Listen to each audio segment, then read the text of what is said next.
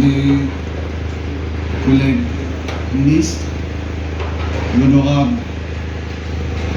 Madame Ganou, ministre du Transport terrestre du métro léger et député de la circonscription, l'honorable Dr Nganaden Padayachi, ministre des Finances, de la Planification économique et du développement, les PPS, l'honorable Sandra Mayotte et l'honorable Prakash Ramcharan, député aussi de la circonscription, monsieur Chela Permal, président du conseil d'administration du CEB, monsieur Chaudhary, directeur général du CEB, monsieur Pritam Goudan, président de l'ENSCO, madame Naila Anumanji, CEO de l'ENSCO, madame Zinat Ganesh Gulba, secrétaire permanent à mon ministère, distingués invités, les membres de la presse, mesdames et messieurs, bonjour à tous. C'est avec un immense plaisir que je suis parmi vous ce matin pour la pose de la première pierre de la ferme solaire de 10 MW de l'ENSCO Mauritius, ici à La Valette. Cet événement est une étape importante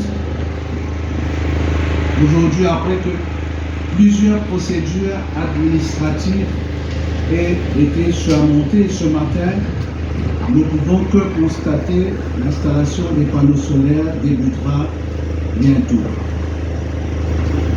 Permettez-moi, mesdames et messieurs, d'exprimer ma grande satisfaction et de remercier la CEO de l'ENSCO Mauritius, Leila Anumanji, et aussi le CEB pour leurs efforts pour l'avancement de ce projet.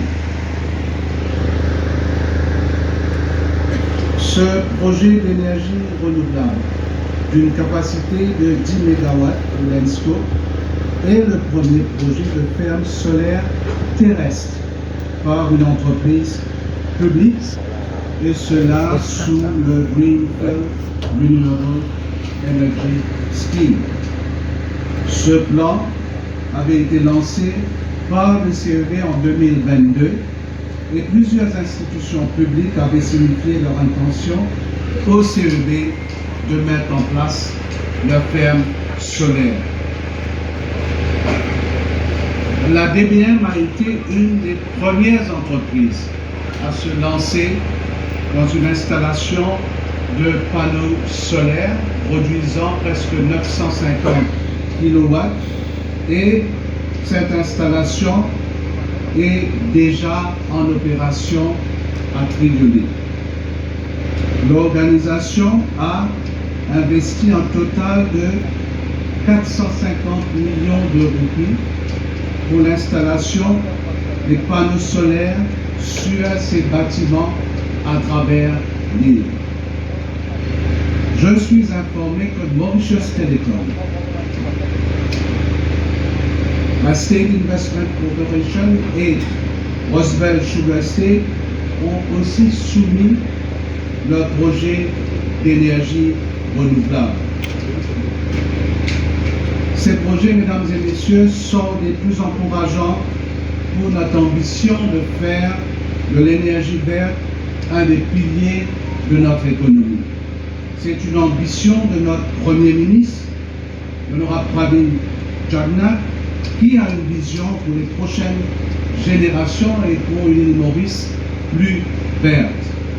Une île Maurice qui, malgré que nous soyons une petite île, nous faisons de notre mieux pour faire face aux dangers des catastrophes naturelles en réduisant nos émissions carbone. Je dois aussi remercier mon collègue, l'honorable Nganaden Padayachi, pour son soutien indéfectible et ses mesures annoncées dans ses budgets afin que notre pays puisse atteindre l'objectif de 60% d'énergie renouvelable d'ici 2030 et aussi d'arrêter l'utilisation du charbon pendant cette même période. Afin d'atteindre cet objectif, nous devons démocratiser le secteur de l'énergie et permettre